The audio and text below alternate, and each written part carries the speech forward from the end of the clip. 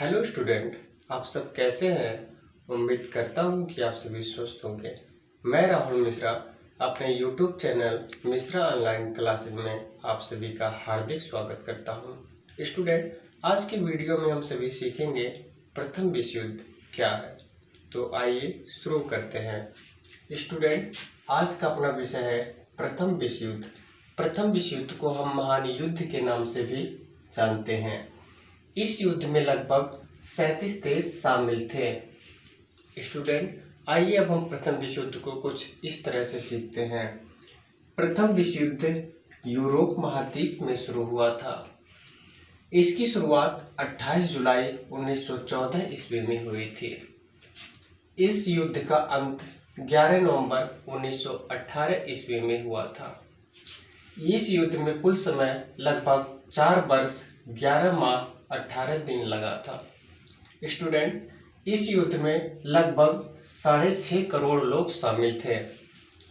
इस युद्ध में 99,11,000 लोगों की मृत्यु हुई थी और 2,12,19,500 लोग घायल हुए थे। स्टूडेंट, ये तो प्रथम विश्व युद्ध के संक्षेप में हम लोगों ने सीखा। अब हम देखते हैं कि ये प्रथम विश्व युद्ध कैसे किन लोगों के बीच में हुआ था। ये प्रथम विश्व युद्ध दो गुटों के बीच में हुआ था, दो समूहों के बीच में हुआ था, जिनमें प्रथम है मित्र राष्ट्र और दूसरे है धुरी राष्ट्र। मित्र राष्ट्र में सर्बिया, रूस, फ्रांस, ब्रिटेन, अमेरिका व अन्य छोटे बड़े देश शामिल थे। वहीं धुरी राष्ट्र में ऑस्ट्रिया, जर्मनी, तुर्की, बुल्गारिया व अन्य छोटे बड़े देश शामिल थे। स्टूडेंट, प्रथम विश्व युद्ध की शुरुआत सर्वप्रथम दो देशों के मध्य में होता है, जिनमें एक है सर्बिया और एक है ऑस्ट्रिया। वक्त चल रहा था 28 जुलाई 1914 का। ऐसा माना जाता है कि प्रथम विश्व युद्ध के पीछे कई छोटे बड़े कारण हैं, लेकिन उन्हीं कारणों में से एक कारण यह है कि ऑस्ट्रिया के राजकुमार और उनकी पत्नी घूमने के लिए सर्बिया आते हैं और सर्बिया में ही कुछ उपद्रवी लोगों के द्वारा इनकी हत्या कर दी जाती है। जब इस हत्या की खबर ऑस्ट्रिया के राजा को मिलता है तो वो बहुत आक्रोशित होते हैं और आक्रोशित होकर के अपनी सेना को सर्बिया पर आक्रमण करने के लिए भेज देते हैं। सेना सर्बिया पर आक्रमण करके सभी लोगों को मारते काटते पीटते चली जाती है। इससे सर्बिया बहुत दुखी हुआ और वह मदद के लिए रूस के पास जाता है। उसका मित्र रूस सर्बिया के साथ युद्ध में आ जाता है। वक्त चल रहा था 1 अगस्त 1914, जब रूस सर्बिया के साथ युद्ध में आया और ऑस्ट्रिया से लड़ने लगा। तब ऑस्ट्रिया को कमजोर देखता हुआ उसका मित्र जर्मनी उसकी सहयोग में आगे आया। अब जर्मनी और ऑस्ट्रिया एक तरफ, वहीं सर्बिया और रूस एक तरफ, दोनों आपस में लड़ रहे हैं। लेकिन अभी भी जीत का लक्ष्य जर्मनी और ऑस्ट्रिया के हाथों में दिख रहा है, क्योंकि जर्मनी उस समय काफी ताकतवर देश था, काफी सैन्य बल पर आधारित देश था। इसके पास सेना बहुत थी, ये बहुत मजबूत देश था। और वहीं पर रूस और सर्बिया अभी भी जीत को प्राप्त नहीं कर पा रहे हैं। जीत का लक्ष्य ऑस्ट्रिया और जर्मनी की तरफ दिख रहा था। फिर इसे देखते हुए रूस के साथ फिर फ्रांस भी आ गया। वक्त चल रहा था 3 अगस्त 1914 ईस्वी का। अब रूस, फ्रांस और सर्बिया एक होकर के जर्मनी और ऑस्ट्रिया से लड़ रहे थे, लेकिन फिर भी वे जर्मनी और ऑस्ट्रिया को पराजित नहीं कर पा रहे थे, क्योंकि मैंने पहले ही बताया जर्मनी काफी शक्तिशाली था। जर्मनी अकेले रूस और फ्रांस से लड़ रहा है, लेकिन रूस और फ्रांस अभी भी जर्मनी को पराजित नहीं कर पा रहे हैं। वक्त बीतता गया, फिर मित्र राष्ट्र की तरफ ब्रिटेन आ गया। वक्त चल रहा था 4 अगस्त 1914 ईस्वी का। अब ब्रिटेन भी मित्र राष्ट्र के साथ खड़े होकर के और धुरी राष्ट्र से युद्ध करने लगा। तब तक इधर से भी तुर्की, बुल्गारिया व अन्य छोटे बड़े देश आकर के धुरी राष्ट्र की तरफ होकर के लड़ने लगे और अभी भी धुरी राष्ट्र मित्र राष्ट्र की अपेक्षा काफी शक्तिशाली है और अभी भी देख रहे हैं कि मित्र राष्ट्र काफी पराजित होता हुआ दिख रहा है।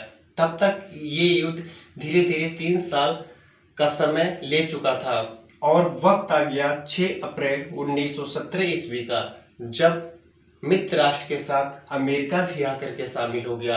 अमेरिका के आने से मित्र राष्ट्र की शक्तियां काफी मजबूत हो गई और वे धुरी राष्ट्र पर पूर्ण रूप से आक्रमण करके युद्ध को बढ़ा दिए और परिणाम स्वरूप ये हुआ कि मित्र राष्ट्र धुरी राष्ट्र को हरा दिए।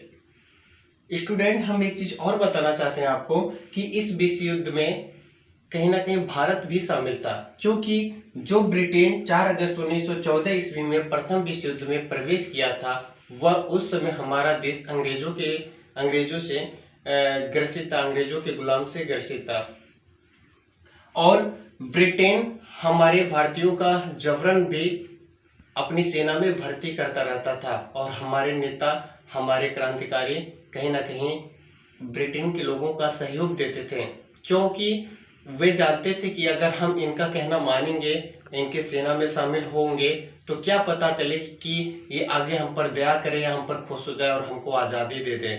इसलिए वे अंग्रेजों का कहना सब मानते थे, लेकिन ऐसा कुछ भी नहीं हुआ। स्टूडेंट, हमारे भारतीय सेना भी लगभग इस युद्ध में अंग्रेजों की तरफ से लड़ने गई थी। लगभग 8 लाख लोग थे, जिनमें से 47,746 लोगों की मृत्यु हो गई और 65,000 लोग घायल हो गए।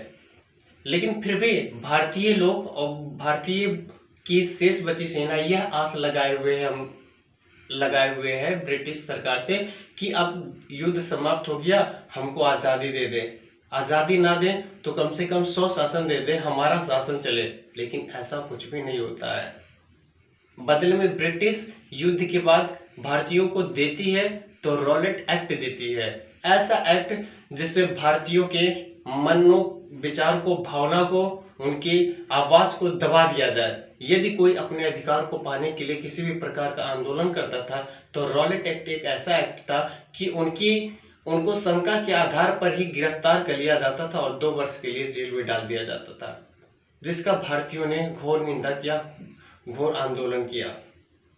ये था प्रथम विश्व युद्ध की कहानी। अब हम देखते हैं कि प्रथम विश्व युद्ध में मित्र राष्ट्र जीत गए और धुरी राष्ट्र हार गए, लेकिन इसका परिणाम क्या हुआ? परिणाम ये हुआ कि मित्र राष्ट्र की जीत हुई व धुरी राष्ट्र की हार हुई।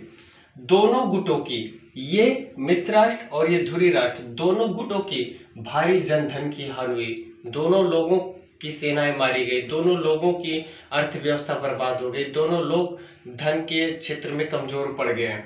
यह युद्ध काफी हिंसात्मक था, काफी विनाशकारी था। इतना इसमें खून खराबा हो चुका था कि लगभग लाखों लोगों की मृत्यु हुई थी, वह करोड़ों लोग लगभग इसमें घायल हो गए थे। इस युद्ध में भुखमरी की स्थिति भी उत्पन्न हो गई थी, क्योंकि शहरों में और गांव में उस समय जो भी अनाज के स्टॉक थे, वो सारे अनाज युद्ध में सेनाओं के भोजन की आपूर्ति में चले जाते थे, जिससे गांव के क्षेत्र में और शहरों के क्षेत्रों में अनाज की कमी महसूस हुई। अर्थात हम कह सकते हैं कि भुखमरी की स्थिति उत्पन्न हुई। और इस युद्ध से एक चीज और हुआ कि राजतंत्र का समापन हो गया। जितने भी राजा छोटे बड़े उस समय राज करते थे, वो सब खत्म हो गए, उनका अंत हो गया। अर्थात हम कह सकते हैं कि प्रथम विश्व युद्ध से राजतंत्र का अंत भी हो गया। इसके पश्चात फिर होता है वर्साय की संधि।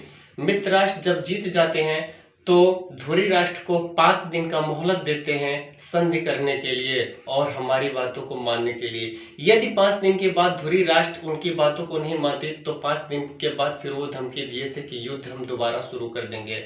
इसलिए जबरन एक संधि, एक समझौता किया गया वर्साय नामक स्थान पर, फ्रांस के वर्साय नामक स्थान पर एक जबरन मित्र राष्ट्र के द्वारा धुरी राष्ट्र में समझौता किया गया कि आप मेरे समझौते को, मेरे संधि को मान लो, नहीं मानते हो तो युद्ध हम दोबारा शुरू करेंगे। और धुरी राष्ट्र में मुख्य रूप से जर्मनी डर करके इस संधि को, इस समझौते को स्वीकार कर लेती है, जिसमें कई बातें लिखी हुई थी जो इस प्रकार थे। युद्ध में जो भी क्षति हुआ है, जो भी नुकसान हुआ है, उस नुकसान की भरपाई आप करोगे, ये मित्र राष्ट्र धुरी राष्ट्र से कहते हैं। क्योंकि वो कहते हैं कि युद्ध आप ही के कारण शुरू हुआ है, इसलिए युद्ध में जितना भी नुकसान हुआ उसकी भरपाई आप करेंगे।